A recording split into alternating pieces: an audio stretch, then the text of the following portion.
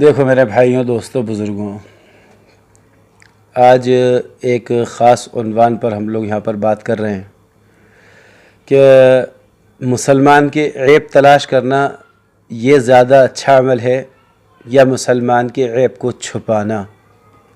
یہ صحابہ کا عمل ہے۔ لوگ عیب تلاش کرنے میں زیادہ جستجو کر رہے ہیں، جبکہ یہ سراسر قرآن کے حکم کے خلاف ہے۔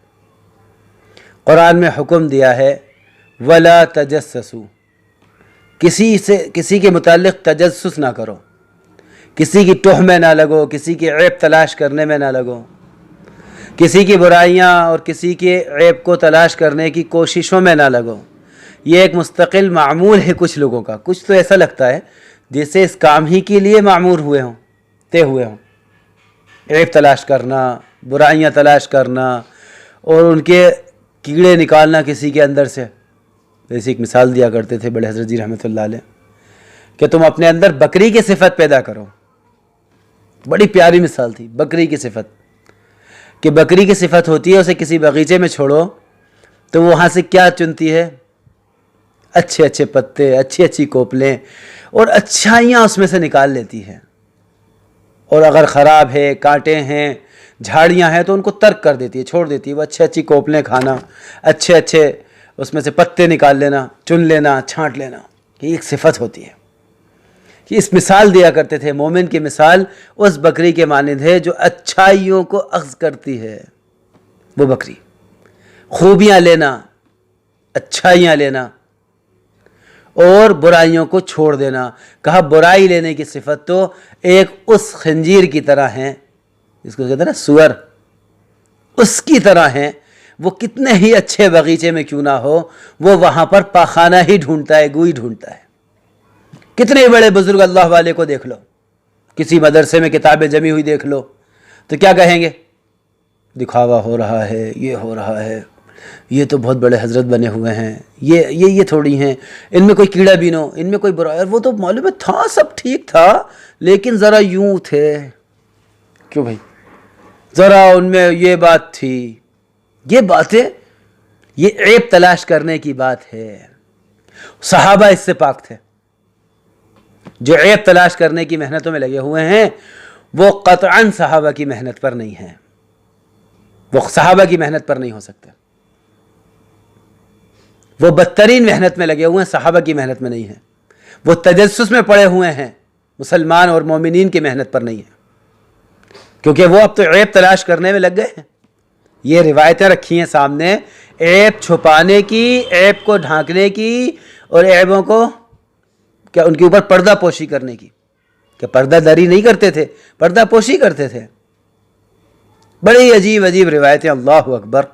میں تو کتاب کا حوالہ اس لیے دیتا ہوں کہ جو عقل کے اندھے ہیں اور جن کی عقلوں پر پتھر پڑے ہوئے ہیں وہ کتابیں خود دیکھ لیں۔ عمارت پر میں نے مظاہر حق مشکات شریف کی شرح کا حوالہ دیا تھا، جس میں بخاری اور مسلم شریف کی روایتیں تھیں۔ اس کا بھی انکار کیا بعض لوگوں نے، مجھے فون لگا کے کہہ رہے تھے ہم مانتے ہی نہیں ہیں، نعوذ باللہ۔ جو حدیث کا انکار کر دے اس کو کون مفتی ہے جو مسلمان کہے گا؟ کسی بھی ادارے سے فتویٰ لے لو تم اس پر، جو حدیث کا انکار کر دے، وہ بھی صحیح بخاری اور مسلم شریف کی روایتیں ہم مانتے ہی نہیں کہنے لگے۔ توبہ کرنا چاہیے۔ اب تو ایمان کی بھی پرواہ نہیں بچی ان کو۔ یہ تجسس میں ایسے پڑ گئے ہیں، یہ حسد میں اتنے بڑھ گئے ہیں، یہ اتنی بدترین گراوٹ کے اندر ہیں کہ اب ان کو اپنے ایمان کی بھی پرواہ نہیں ہے، اور دعوے ہیں کہ ہم ایمان کی محنت میں لگے ہوئے ہیں۔ یہ کفر والا کام کر رہے ہیں اور مومنین میں شمار ہونے کی تیاری میں لگے ہوئے ہیں کہ صاحب ہم مومن ہیں۔ حدیث کا انکار کرنے والا مسلمان نہیں ہو سکتا۔ سارے مفتی فتویٰ دے دیں کافر ہے جو حدیث کا انکار کر دے، اور جھوٹی حدیث کوئی عالم یا مفتی بیان کر نہیں سکتا۔ من کذب علی متعمدا فقد کفر، کہ جس نے مجھ پر جھوٹ باندھا اس نے کفر کیا۔ اور من کذب علی متعمدا فلیتبوہ مقعدہ من النار، یہ حدیث کہ جس نے مجھ پر جھوٹی حدیث پیش کی ہے، جھوٹی حدیث باندھی، وہ اپنا ٹھکانہ جہنم میں بنا لے۔ حدیث کا انکار کفر ہے اور جھوٹی حدیث بنانے والا جہنمی ہے۔ اس لیے اس پہ کہہ رہا ہوں عمارت کے باب کو دیکھنا ہے. اگر بخاری نہیں دیکھ سکتے, مسلم شریف نہیں دیکھ سکتے, تو اس کی شرح دیکھ لینا. کتاب العمارت اور باب العمارت نہیں پڑھا جاتا, اللہ نے اتنی صلاحیت نہیں دی, اور صرف اعتراض مقدر میں بنا ہوا ہے, تو پھر تو کوئی دنیا کا آدمی تم پر محنت نہیں کر سکتا. تم سارے عالموں میں عیب نکال دو گے, سب عالموں کو تم برا کہہ دو گے جو تمہارے مطلب کے نہیں ہوں گے. ان کی تو وہ مثال ہو گئی جیسے وہ نہیں ہوتے تھے بریلویوں کے علماء, یاد ہوگا آپ کو یہ اچھے طریقے سے. میں اس لیے یہ بات عرض کر رہا ہوں, حق بات جھٹلا رہے ہیں اور اپنی بات منوانے کی خاطر لوگوں کا یہ مزاج بن گیا. عیب چھپانے کی بات ہو رہی تھی یہاں, تو اب تو لوگ عیب تو دور کی بات ہے, کفر میں مبتلا ہونے کے عمل کر رہے ہیں. عیب تو دور کی بات ہے, کفر کے عمل کر رہے ہیں. صحابہ عیب چھپا لیتے تھے. یہاں روایت ہے, حضرت شعبی رحمۃ اللہ علیہ کہتے ہیں کہ حضرت عمر بن خطاب رضی اللہ تعالیٰ عنہ ایک گھر میں تھے, ان کے ساتھ حضرت جریر بن عبداللہ رضی اللہ تعالیٰ عنہ بھی تھے. اتنے میں کسی کی ہوا خارج ہو گئی, ری خارج ہوئی, جس کی بدبو حضرت عمر رضی اللہ تعالیٰ عنہ کو محسوس ہوئی. تو فرمایا, میں تاکید کرتا ہوں کہ جس آدمی کی ہوا خارج ہوئی ہے وہ کھڑا ہو اور جا کر وضو کرے. ایک شخص ساری مجلس میں کھڑا ہو جس نے یہ غلطی کی ہے, اور جا کر کیا کرے, وضو کرے. اس پر حضرت جریر رضی اللہ تعالیٰ نے فرمایا, اے امیر المومنین, کیا تمام لوگ وضو نہ کر لیں؟ دیکھو صحابہ کوشش میں رہتے تھے ایک شخص کا بھی عیب ظاہر نہ ہونے پائے. ہم تمام ہی وضو کیوں نہ کر لیں, اس سے مقصد بھی حاصل ہو جائے گا, اور جس کی ہوا خارج ہوئی ہے اس کے اوپر پردہ بھی پڑا رہے گا, یعنی وہ رسوا نہیں ہوگا سب کے بیچ میں کھڑا ہونے پر. یہاں تمام مل جاتے ہیں ایک کو رسوا کرنے کے لیے, پلاننگ کے ساتھ. شریعت بھی طاق میں رکھ دی, لیکن مخالفت پر جمع ہو گئے. حق بات کہنا ہے, دلائل سے پیش کریے. میں تو حوالے کے ساتھ کتاب اس لیے پیش کر دیتا ہوں, یہ کتابیں ہمارے مدرسے میں اسی لیے جمع ہیں. عربی والے طلباء بیٹھے ہیں, علماء آتے ہیں, خود مطالعہ کرتے ہیں, بیٹھ کے پڑھتے ہیں, دیکھتے ہیں وہ کتابیں. ہم بنا کتابوں کے کوئی حوالہ پیش نہیں کرنا چاہتے. اگر غلطی ہوتی ہے تو فوراً رجوع بھی کرنا جانتے ہیں اچھی طرح سے, کہ ہاں یہ حدیث میں غلطی کیسے ہو گئی. تحقیق کرو کہ غلطی پر تحقیق ہے. کسی کو غلط ثابت کرنے کے لیے یہ کون سی تحقیق ہو رہی؟ بیان کو کاٹ چھانٹ کر پیش کرنا یہ بریلویوں کا عمل تھا, بدعت, اہل بدعت جتنے تھے. حضرت مفتی رشید احمد گنگوہی رحمۃ اللہ علیہ اور حضرت حکیم الامت مولانا اشرف علی صاحب تھانوی رحمۃ اللہ علیہ, اللہ ان کی قبروں کو نور سے منور فرمائے. ان حضرات کی کتنی محنتوں پر وہ کتابیں جمع ہوئی ہیں, لیکن انہی بریلویوں کے ایک بڑے عالم نے سعودی عرب میں حجاز میں جا کر ان پر کفر کا فتویٰ لگوایا. کس طرح؟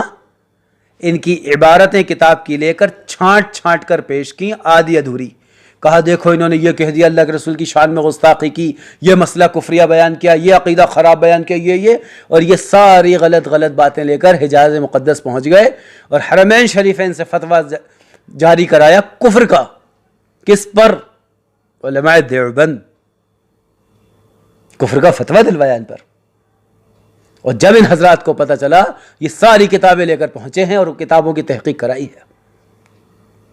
جس وقت وہ ساری کتابیں دیکھیں تو فتویٰ جس نے کفر کا دلوایا تھا, الٹا فتویٰ اسی پر پڑ گیا کفر کا.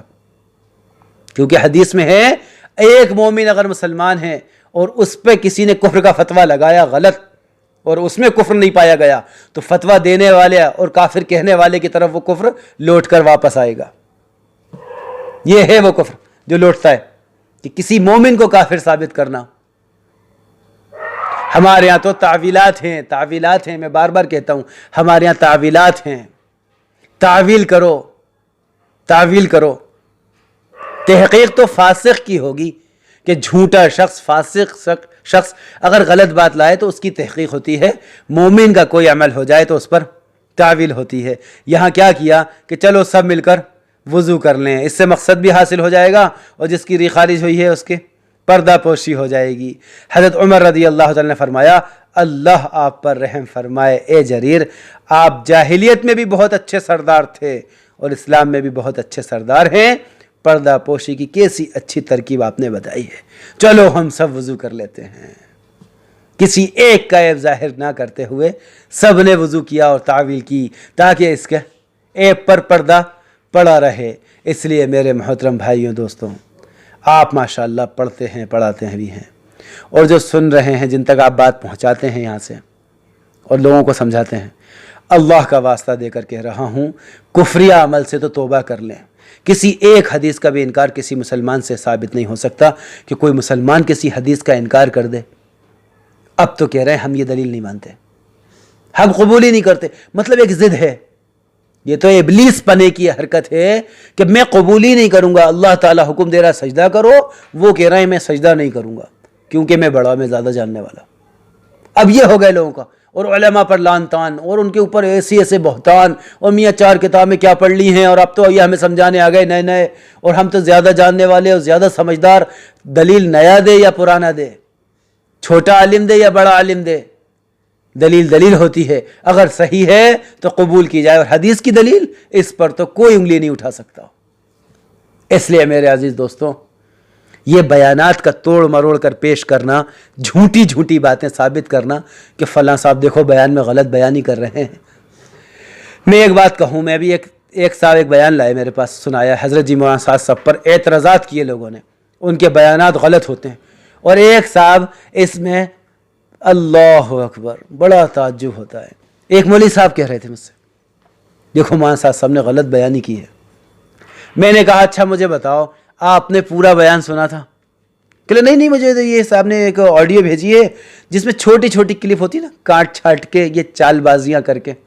ہم تو کہتے ہیں کسی بڑے کے بیان کے ساتھ چھیڑخانی مت کرو، پوری بات کی تہ تک پہنچو، ہر آدمی کی، کسی کی بھی تحقیق کرنا ہو پوری بات کی تحقیق کرو، پورے بیان کی تحقیق کرو، سارا سنو۔ فقہ کی یہی اصول کی بنیاد ہے، پوری تحقیق پر فتویٰ ہوتا ہے، پوری تحقیق پر کسی پر الزام لگتا ہے، پوری تحقیق پر ہی حکم صادر ہوتا ہے، یہی قضا کی بنیاد ہے، اسی پر فتویٰ ہوتا ہے، پوری تحقیق کرنی چاہیے۔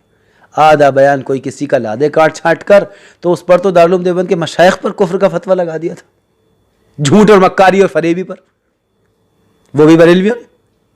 تو اس زمانے کے لوگ بھی وہ حرکتوں پر آ گئے، یہ بدعت سے ہٹ کر یہ اہل سنت کے تھے، یہ شریعت زندہ کرنے والے، توحید زندہ کرنے والے، حدیثوں کا انکار کر رہے ہیں، دلائل کا انکار کر رہے ہیں، علماء کی توہین کر رہے ہیں، دھمکیاں علماء کو دے رہے ہیں، اور ان کو گالیاں بک رہے ہیں۔ یہ کس ذلت اور خماری کے اندر پڑے ہوئے ہیں؟ بدترین قسم کی قوم تیار ہو رہی ہے، یہ شریعت کے پابند لوگ تیار نہیں ہو سکتے، صاف بات عرض کر دوں۔